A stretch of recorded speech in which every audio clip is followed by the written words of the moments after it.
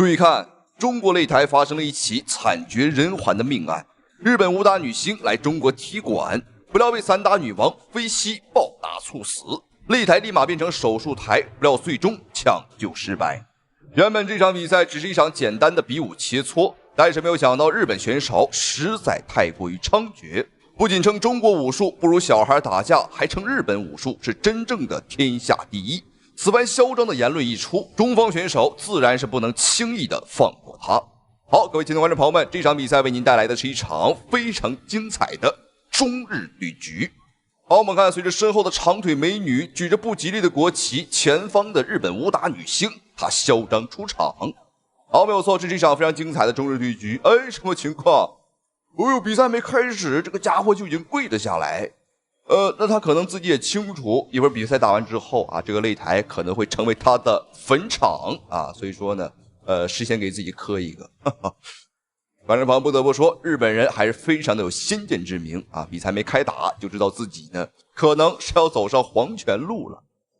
好，这场比赛来看一下，我们中方选手，她就是眼前的中国散打女王 KO 一姐鄂美蝶。好，观众朋友们对鄂美蝶的话，我相信有些老的拳迷粉丝对她很熟悉了啊，但是这个有很多新的拳迷粉丝对她不熟悉。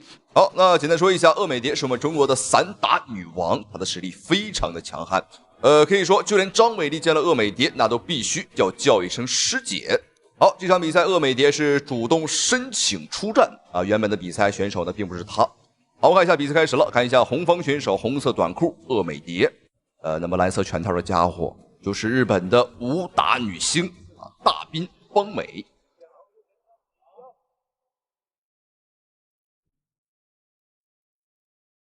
据说这个大滨方美在日本呢非常受男人的喜欢啊，因为据说她早期呢，年轻的时候啊拍的都是这个什么1级加2级的影片儿，哈哈，观众朋友们不能说的这个太清楚太明白啊。我们都知道在小日本的都很喜欢看这种东西啊。我们看鄂美蝶的拳啊打得很准啊，漂亮。再一次，我们看鄂美蝶这种攻势的话，可能是要把对方啊，哎呦送到韩国走一遭，干什么去啊？整容去。因为我们仔细看鄂美蝶专打对方的脸，呵呵，我们都说打人不打脸，但是打日本选手打小鬼子，呵呵，能打脸我们都不打他的屁股啊。场上啊，本来是和和气气的哦，结果铃声一开始，哇，这火爆味十足。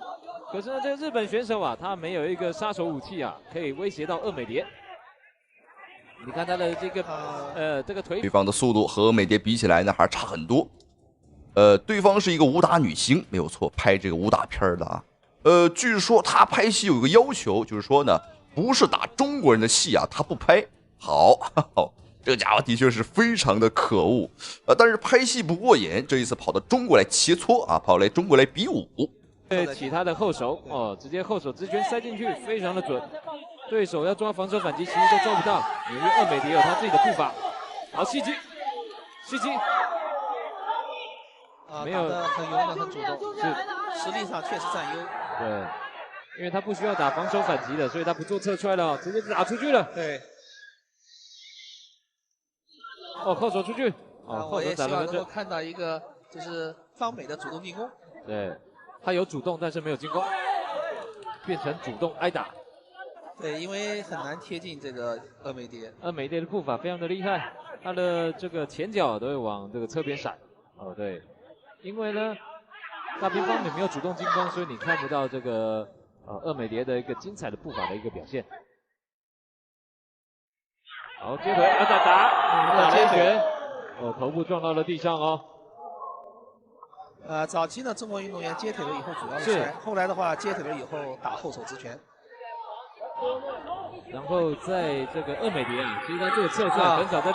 好，要小心哦，不要再打了。裁判终止了对局，因为比赛第一回合结束了啊。裁判如果再不拦的话，我感觉鄂美蝶能冲上去吃了对手。好，赛前对方的大滨方美来中国之前呢，是召开了一个盛大的媒体发布会啊，表示说呢，这个要表示证明一下中国武术不如日本武术。好，但是今天我们的鄂美蝶，哦呦，打对方是贼贼愣愣、摇摇晃晃。可以说在比赛的第一回合，鄂美蝶的每一拳呢，能打对方的脸，我们绝对不打别的地方，哈哈，争取把对方啊是打到毁容。好，那原本赛前对方大滨方美来中国呢是挑战张伟丽啊，但是张伟丽暂时没有空搭理他啊，所以说鄂美蝶呢也是主动申请霸气出山啊。当然张伟丽并不是说不搭理他，而是因为这个有别的比赛啊，有美国人要打，所以说呢。只能是把这场比赛啊交给了鄂美蝶。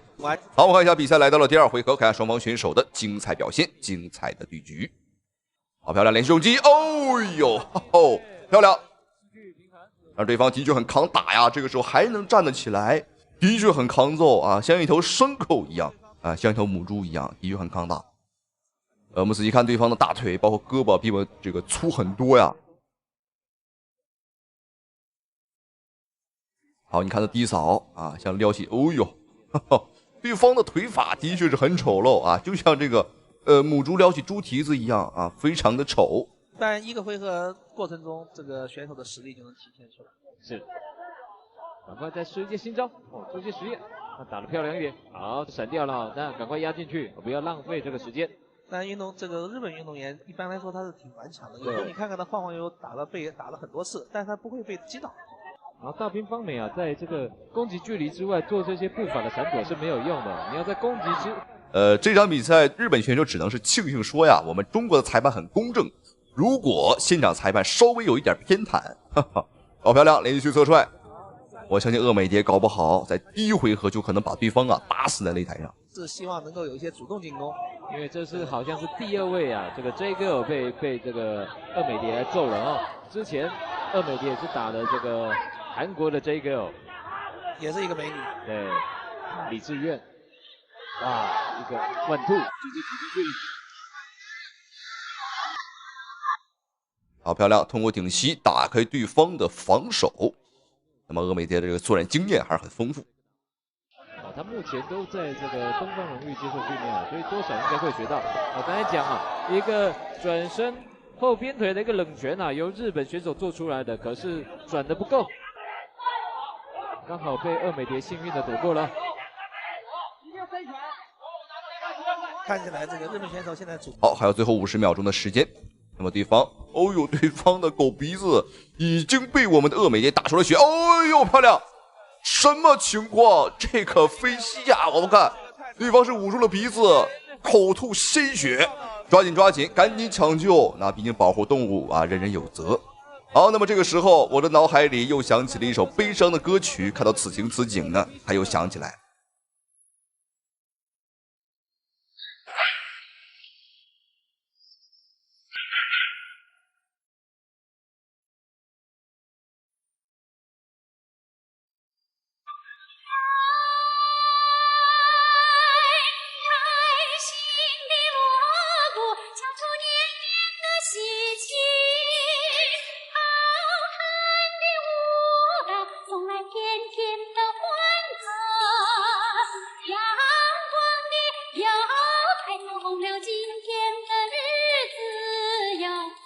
张伟丽刚刚夺冠就闯下擂台大祸，仅用39秒当场勒断对手脖颈，彻底吓坏现场裁判。好，各位亲爱的观众朋友们，这场比赛呢又是为您带来一场非常精彩的中巴对局，中国女拳王张伟丽大战巴西女拳王纳亚拉。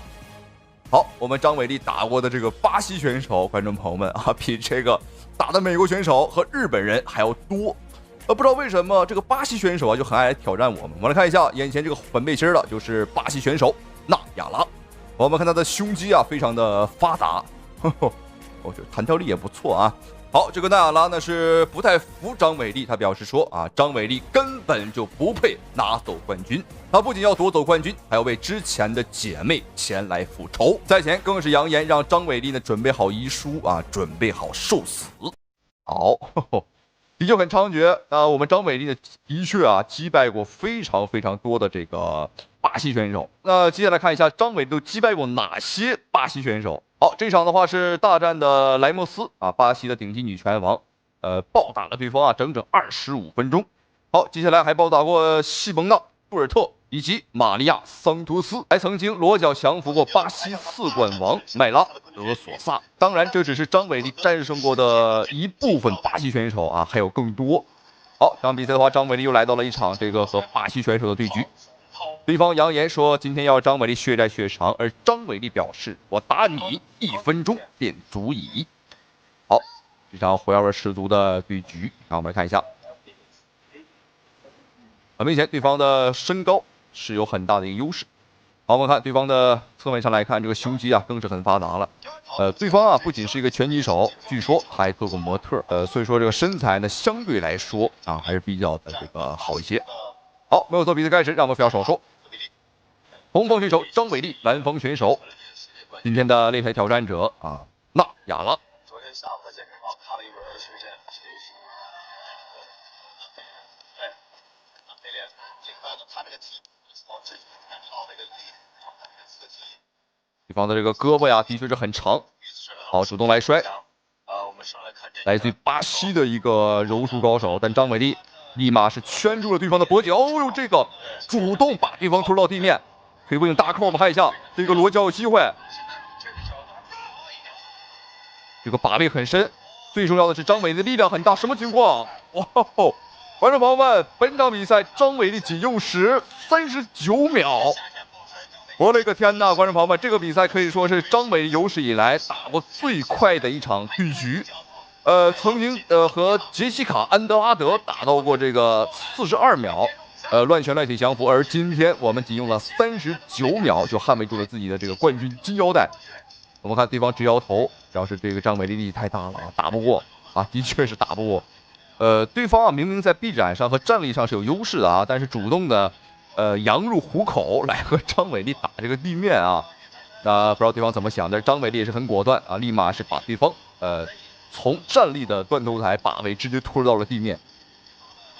好，我看一下，对方是趁着张伟丽踢腿重心不稳的时候，主动来抱摔，但他没有想到张伟丽的这个底盘啊很稳。张伟丽的这个大腿啊，我们看这个粗细啊很恐怖，比对方的这个腿要粗上好多圈。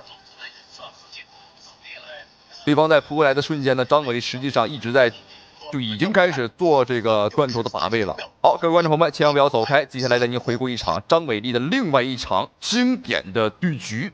这场比赛呢，可以说比刚刚这场的还要精彩啊，还要过瘾。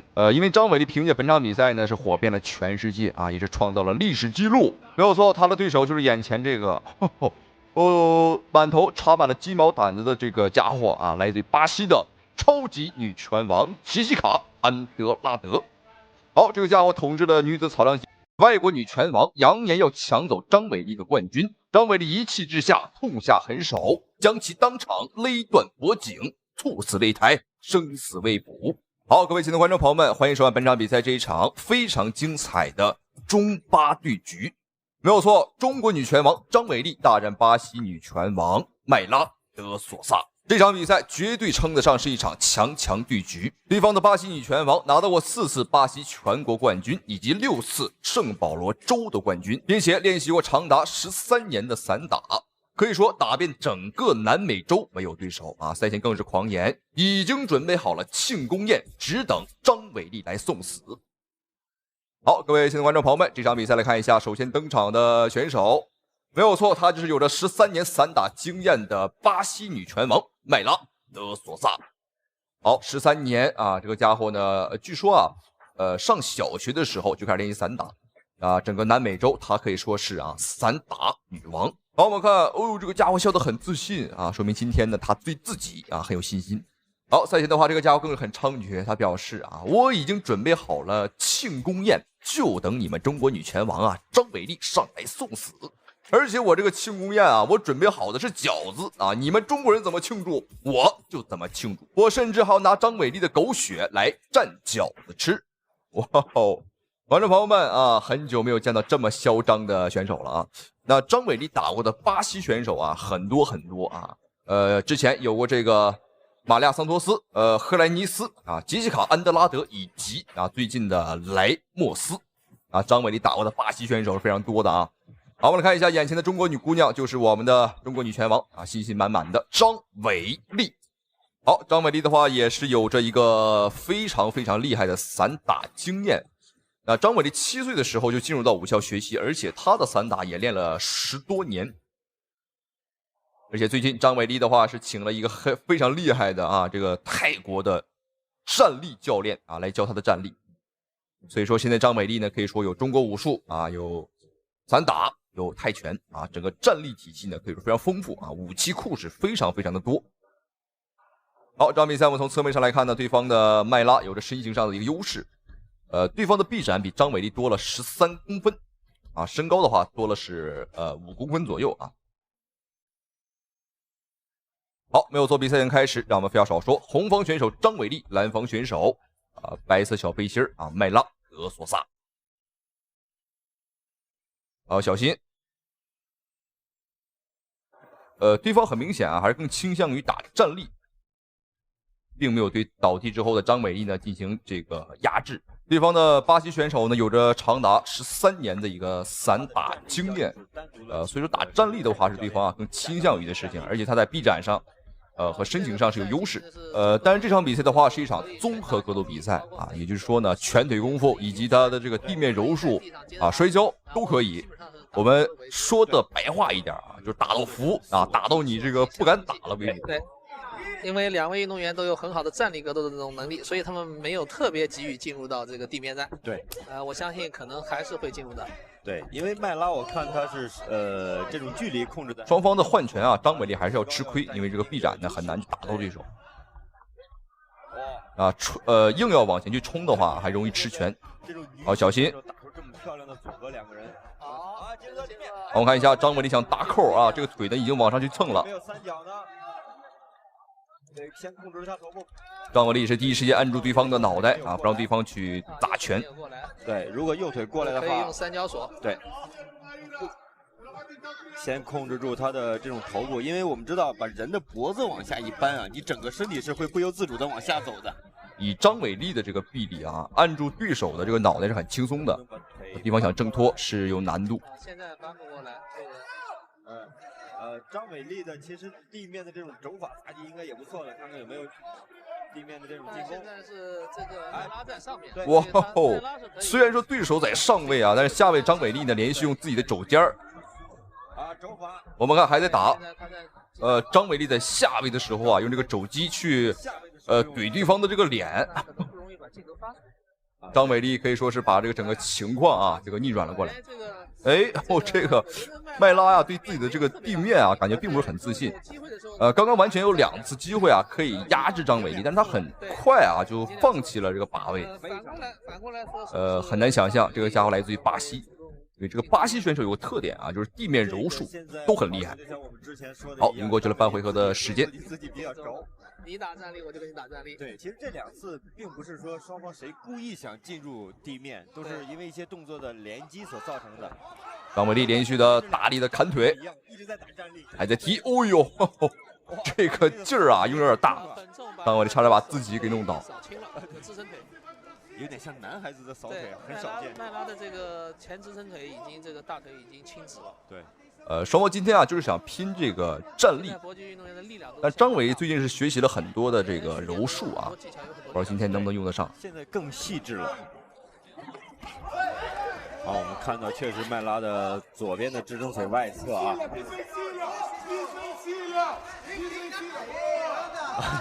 这2个女子选手现在打定信心，这个要打站立了吗？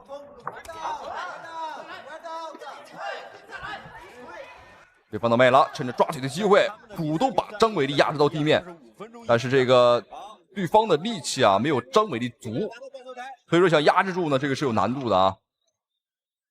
好，连续的站立顶膝，张伟丽想拿背，想做一个转换，还在顶，往后去转，拿背，有了这个裸脚，看张伟丽的把位很深，这个把位如果对方能逃走的情况下，确实有难度。好，1分钟的时间，张伟丽的时间很充足，而且双腿呢在尝试打扣啊。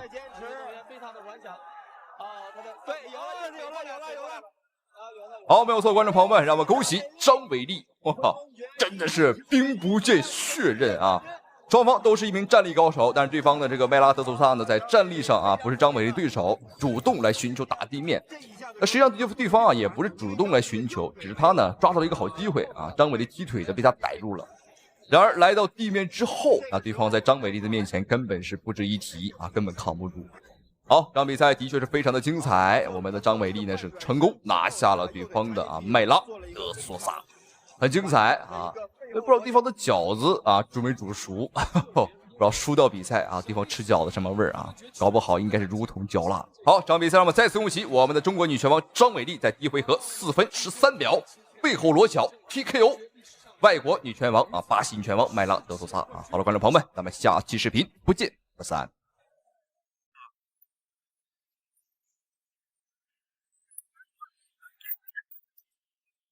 巴西女拳王时隔6年来找张伟丽复仇，结果惨被乱拳打成筛子，险些当场身亡。好，各位现在观众朋友们，欢迎收看本场比赛这一场非常精彩的中巴对局，中国女拳王张伟丽大战巴西女拳王艾琳塞迪奥梅耶尔。好，比赛已经开始了，我们废话少说，红方选手黑色战袍张伟丽，蓝方选手啊粉色小背心儿。略带一丝性感的，就是巴西女拳王艾琳。这个性感呢，我们不看她的脑袋还可以啊，一看她的脑袋，一看，这个家伙是个50岁的大妈。不仅是个大妈，同时呢，她还是一个巴西的女警察。这一次也是不远万里来中国呢，向张伟丽发起了挑战。连续顶膝。张伟丽打内围战的话，可以说是不怕任何人啊。对手的内衣这个胸衣啊，差点被打飞。我们看对手的这个身材，我们不得不说啊，确实有点东西。一直在晃啊，确实晃得眼晕。这场比赛，张伟丽和对方呢已经不是第一次交手。那曾经在巴西的时候啊，张伟丽和对方已经打过一场。那只不过当时呢，张伟丽仅用时不到1分钟啊，就将对方的艾琳当场 KO。所以说这一次对方不远万里啊，跑到中国前来复仇。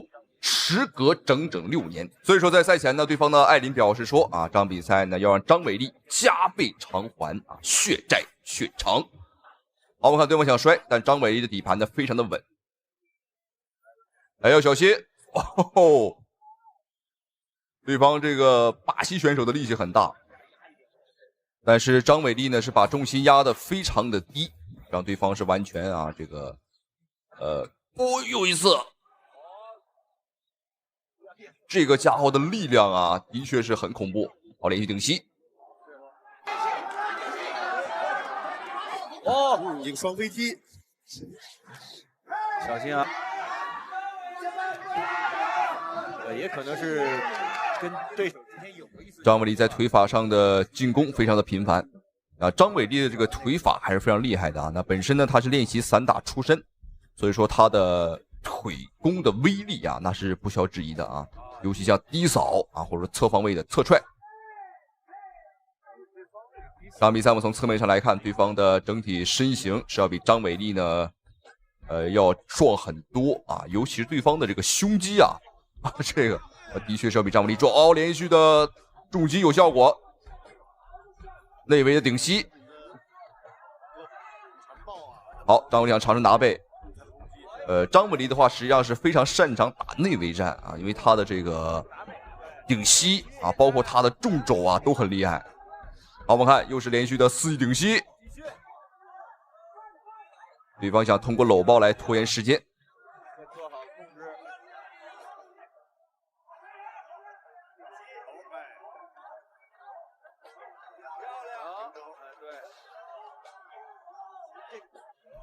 站立的这个连续的砸肘啊，横切肘。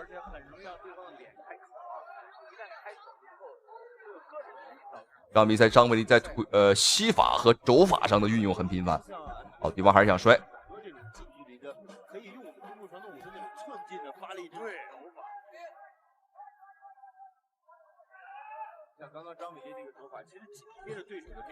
张伟丽在防抱摔上呢做的也是非常的稳啊，他的重心压得很低。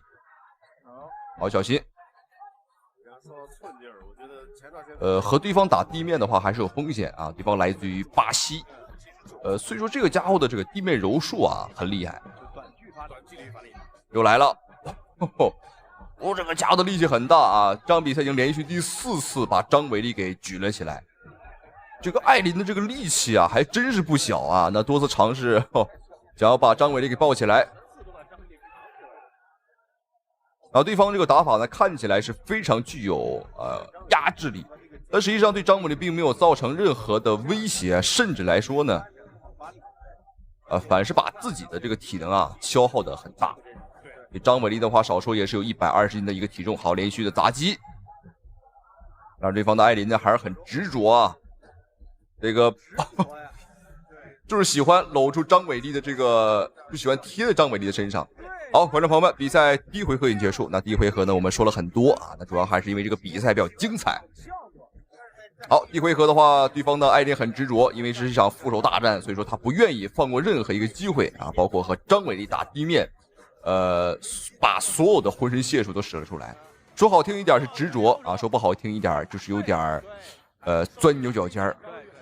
当年啊，他被张伟丽用了不到1分钟就会打翻。那这一次的话，对方也是有进步啊，1回合了还没有被 KO， 而且他打的也不错啊。对方的脸法很厉害啊，用这个脸疯狂打张伟丽的拳头，那这一点我们还是要夸赞一下啊。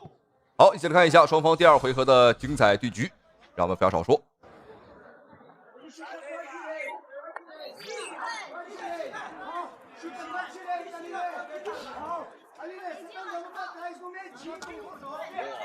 连续几个腿法不错啊，对方也还了一个，也有质量。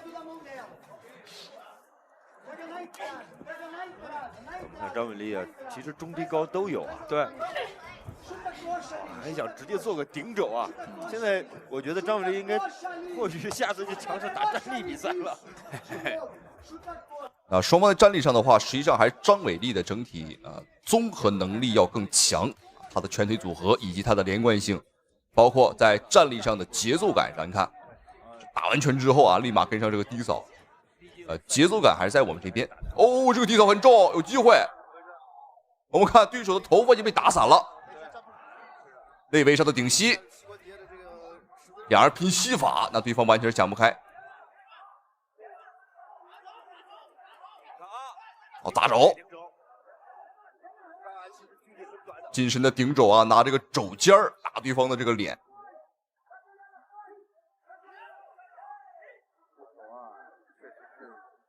劲儿不用抗击打，对。张伟丽现在对于这种内围的把位控制也有点感觉啊。好，这是尝试做一下关节技。我们看对手的对手的狗脑袋因为打出了血，而且对方的发型啊已经被打散了。本来就很老啊，这样一打的话显得更老。好，还是砸肘顶膝。照这个情况下去的话，对方啊，感觉今天很难挺过2回合了。好，又来，又再一次用这种赖皮的替身方式来限制张伟丽的进攻。开始又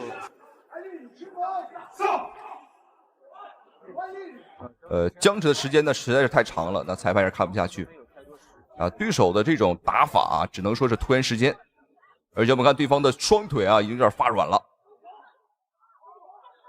很少有人能够，哎呦，这个顶膝有打到这个头骨。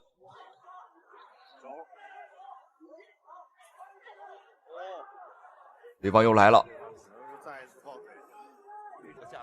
而且这场比赛作为一场复仇大战啊，那对方肯定是做足了准备。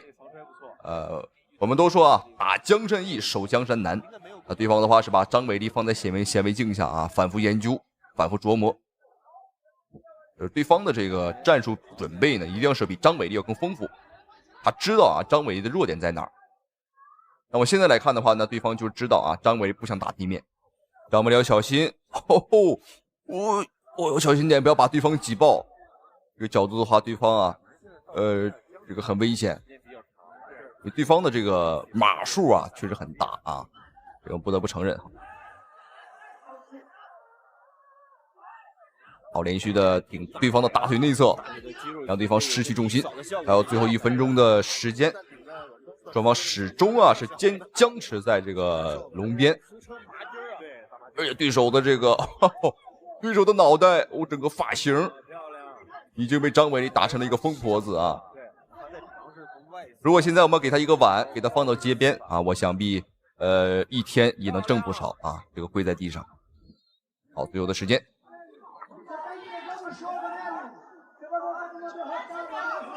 正边也好，还是正面对抗也好，根本找不到太好的办法。对。双方长时间僵持没有。艾琳对于张伟丽那种战力啊，好，没有错，比赛第2回合已经结束，非常的精彩。那这场比赛我只能说啊，对方选手在张伟丽的面前，什么情况？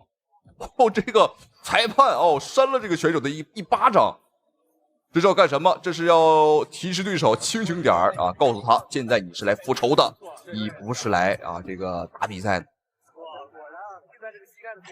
那对方啊，我们都说一朝被蛇咬，10年怕井绳，所以对方啊被张伟丽击败过一次之后呢，再次见到张伟丽，虽说有复仇的火焰啊，虽说很猖獗，但是啊还是有点腿软啊，还是有点害怕。他的教练啊给了他一巴掌，但是不知道这一巴掌能否在第3回合起到作用。张伟丽还是利用自己的扫踢来踢击对方的大腿内侧，让对方的重心呢是这两拳打得很准。双方又是来到内围。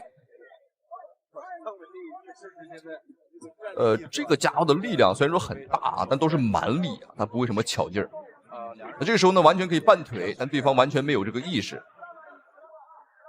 你这么做的话，进入不到地面，也只能是白白的耗费自己体力，是最多就是平安度过3局，对，最多了。对方的这个艾琳啊，的确是很抗揍啊，这个被张伟丽足足打了10多分钟。现在对方虽然说眉骨已经破裂啊，发型已经散掉，但是对方仍然是没有认输的意思，而且我们看他还有劲儿啊，还想尝试去打地面。张伟丽也不着急，因为这场比赛呢，我们前2回合已经顺利拿下啊。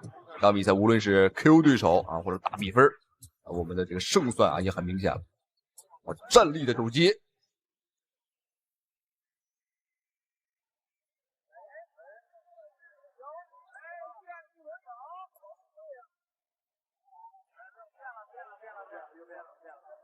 手没有完全进去，而且现在张伟丽靠着龙边也不太好对，不好发力。张伟丽这也真快啊！对方的手穿进来哎了。这个角度双方也能换拳，而对方的这个往后打拳的话，他是没有什么角度也看不见张伟丽在哪儿。双方打到第3回合，体能也是接近极限。我们看张伟丽的话，依旧是面不改色，而且呢完全没有大喘气的意思啊。那这个体能储备还是非常不错的。今天的话是打的3回合每回合5分钟的这么个15分钟的对局。张伟丽平时呢打的都是25分钟30分钟的对局，所以说这个比赛呢对于他来讲连续的重拳打的效果不错。前手刺拳加后手的横肘。艾琳这个脸上开口至少2个口了。对，围攻一个，眉心这儿好像也开了。对方又来尝试拖延时间，有一点点这种打纯泰拳的感觉了。是。双方真要说谁的力气更大，我觉得还是张伟丽的这个力气要更稳、更稳定我们可以持续性的打出一个平均的力，而对方只有第1回合的时候蛮有力气的，而现在的话，好顶膝，对方的血已经流到了眼睛里。双飞膝，这个招式都拿出来了，有效动作。对，因为在战力上确实是已经吃了很大。同样的动作，同样的位置，从第1局尝试到现在，其实并没有真正的实际摔倒过张伟丽。对。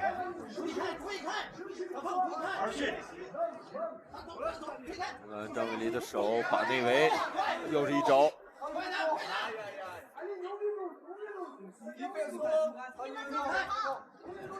好，还有最后1分钟的时间。虽然说双方打的是龙边对局，而且对方呢，我们看起来是压制位，但实际上对方很被动。你看他别不断的吃张伟丽的这个顶膝，而且我现在怀疑他的肋骨已经断掉了。啊，又是一个大招。我们看张伟丽的话，一直是用手啊把住对手。我这个家伙真的很抗揍啊，皮糙肉厚。正面的肘啊，其实这种短距离的肘很难把人打 KO 啊。对，它更多还是划黑口子和打重击造成伤害。对 KO， 对，腾空起来有大动作的这种肘也有可能打 KO， 但是近距离的就是开口子。对，包括刚刚张伟丽前手刺拳加后手的横肘，这种距离稍微拉开一点的，是有可能 KO 的。对。最后4秒钟。艾琳也拿到了一个圈镜啊，但是应该是已经没劲儿了。没劲儿了，对。好，没有错，比赛结束。这场比赛，张伟丽和对方足足大战了15分钟。很可惜，没有产生 KO， 但是这个结果啊已经很明显了啊！双方第2次交手，一场复仇大战。对手在张伟丽的面前可以说是没有任何反抗的余地啊！纵使他有浑身的蛮力，但是啊，张伟丽的力气那也不是闹着玩的。可以说对方来到中国啊，讨了一顿打，被张伟丽又一次啊暴打了15分钟。对方的这个实力真不错啊，那他的抗逆打能力很强，我觉得完全可以做张伟丽的这种陪练啊，移动版的沙包很合适。好，这场比赛没有意外，最终的结果一致判定27比30，恭喜张伟丽斩获比赛胜利，非常的精彩啊，也是张伟丽的有史以来打过这个最抗揍的对手。好，那同时非常感谢屏幕前您的收看与支持，观众朋友们，咱们下期视频不见不散。比赛结果如下，3位裁判一致判定30比27，红方获胜。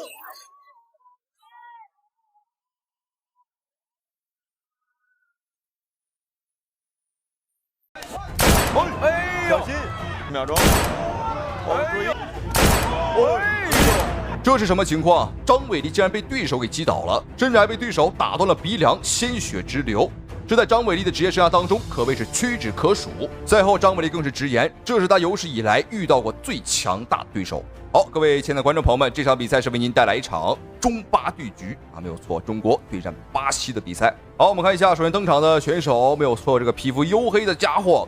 她就是号称巴西第一女拳王的玛利亚·桑托斯。赛前，这个家伙很猖獗，他表示啊，他说：“给我1分钟，我只需要1分钟的时间啊，我就能让张伟丽跪下来，不断向我求饶，甚至管我喊妈。”观众朋友们，没有错，他信心满满的这一次来到中国啊，向张伟丽发起了挑战。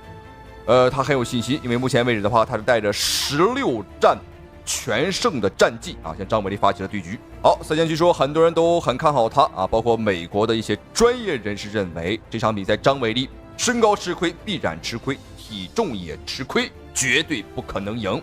然而这场比赛，观众朋友们，我们张伟丽呢是明知山有虎，偏向虎山行，无论如何是接下了对手的挑战。好，没有错，眼前这名选手正是我们的中国女拳王张伟丽。这场比赛我们张伟丽的想法只有一个，那就是打得一拳开，免得百拳来啊！也就是说呢，我们想借此机会啊，击败一个所有人都认为我们击败不了的人啊，从而让这帮老外啊消停一会儿。要不然我们张伟丽每天很累啊，3天一小打，5天一大打，有的时候啊，甚至还可能连轴转啊，或者说车轮战。所以说张伟丽是需要歇一歇了。当然，我们今天看张伟丽的心情看起来还是非常的不错啊，表情上来看还是很愉悦的。所以说这场比赛的话，我相信啊，他还是很有信心。现在正为张伟丽喝水的就是他最好的一个伯乐啊，蔡哥。蔡哥呢是把张伟丽从一个幼儿园的保安啊给他挖掘出来，培养成为了现在的世界冠军啊！不得不说，蔡哥的眼光的确很独到啊。好，没有错，比赛马上开始。这场比赛我们来看一下，穿着黑色战袍的便是张伟丽，那红色短裤的就是巴西选手玛利亚·桑托斯。谢啊，是因为发型的缘故吗？应该是。哦，前手你看手很长啊。对。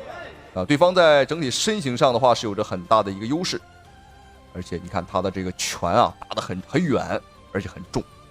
这可以说张伟丽有史以来啊打到过这个身形最恐怖的一个人。对方的臂展呢是达到了1.81米。要注意对手打迎击这个。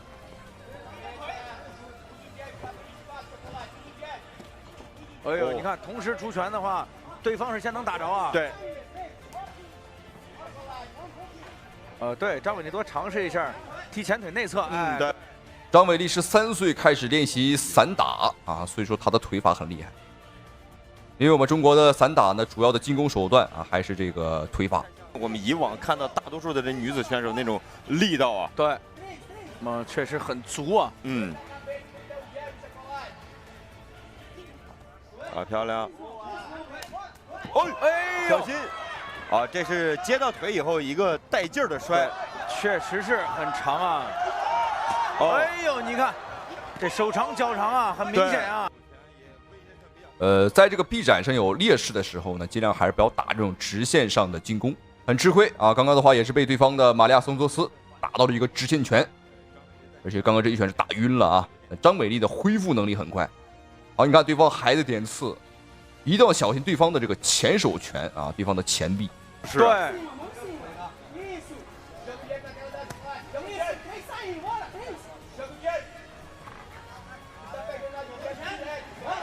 好，已经过去了半回合的时间。那张伟丽目前来看的话，比分上是有点小劣势。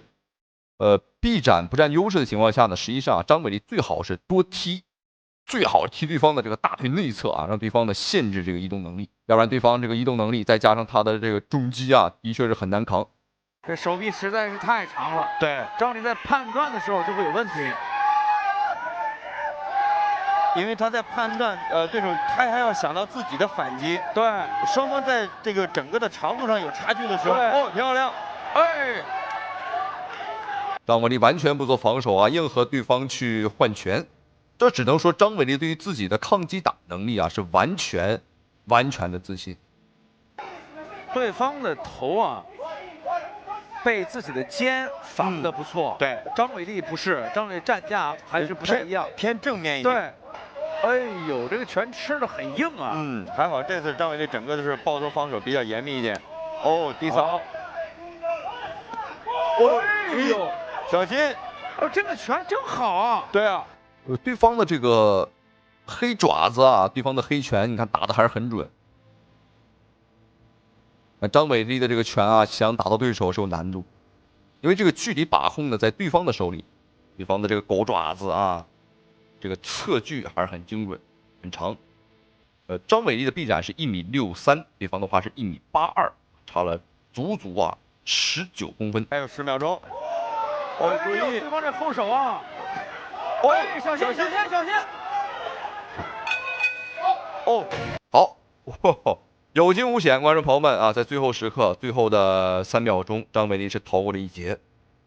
但是张伟丽的鼻梁啊，我们看已经是被打出血了。很不容易，因为这场比赛对手的这个身形优势啊，实在是太大。好，这里稍作休息，让我们来看一下张伟丽在比赛第2回合会有怎样的发挥。动作啊！你看，哎呦，对手真的是手特别长哎。对。同样同时出动作。他是也能先打到张伟丽，对。刚刚这几拳啊，很危险啊，对，一定要及时调整了。这一拳是没有打到，接腿，对。看看是不是要做一些技术啊？好，第2回合，张伟丽的话是加强了腿法上的进攻，应该是裁判有告诉他啊，这个教练啊有告诉他，这个距离上要把控好。实际上张伟丽如果想赢的话，打消耗战啊也并没有什么问题，因为张伟丽的体能呢是很恐怖的。好，对方又是凭借长臂展不断的打击张伟丽。我们看张伟丽的鼻血啊一直在流，这个看着的确是很心疼。好，双方换拳，顶膝，打内围的话，张伟丽是不怕对手的啊。小心啊，小心啊，小心！这是换拳，对。其实可以尝试一下进入地面。在冷边，小心啊！再换前手了。对，张伟丽的头部啊，确实有点不太。好，看看有没有肘。张伟丽也比较愿意用肘啊，地面。张伟丽面对一个巴西选手啊，还要打地面，这只能说对于自己的地面实力还是很自信的。这个巴西柔术啊是很恐怖的啊，对方的这个。桑托斯，对方好像对这个柔术啊并不是很精通，那对方的出身啊本身就是一个拳击手，所以说我们看他的拳法很刁钻。对自己影响很大，影响呼吸可能会。啊，小心小心啊！对方现在手进去拿到颈部，双手还搭了扣，但是这个位置应该还好。对，但是他张伟丽想撤到侧面，一条腿现在被对方拿住啊。对，但是对方的这个如果身高有一定优势的话，这个动作也会，好，一定要把腿抽出来。现在应该没问题了。对，压头，找机会抽腿。对，右手用肘，肘击，腿抽出来了。侧面，对，好看，拿得好，好漂亮，骑上去了。对，锤击，连续的锤击，肘击，砸击。肘尖砸得很深啊！这继续，这没有动作，怎么能没动作了呢？哦呦，观众朋友们，张伟丽连砸30多肘，我的天哪！这场比赛连砸30多肘，将对方的巴西选手玛利亚·桑托斯活活的给他打成了这个雪人啊！这么形容完全不过分啊，不是下雪的雪，而是血液的血。好，本场比赛张伟丽凭借着彪悍的重拳给对方玛利亚·桑托斯狠狠的上了一课。那这个重击打的确实太狠了，对方想逃却又逃不掉啊！在张伟丽的手风之下呢，只能是等死的这个有点过分了，只能说是等着被张伟丽降服。我们看对手的眼睛已经被打烂了啊，一直在摇头，表示说张伟丽这个力气太猛。好，本场比赛让我们恭喜我们的中国女拳王张伟丽完成了一场惊天的逆转，这绝对是一场惊天的逆转。好，我们再看一下张伟丽的肘击，我们是竖着拿这个肘尖打开对方的防守，然后对方的这个防守呢是没有作用。好，这场比赛让我们恭喜张伟丽，那同时也非常感谢屏幕前您的收看与支持，咱们下期视频再见。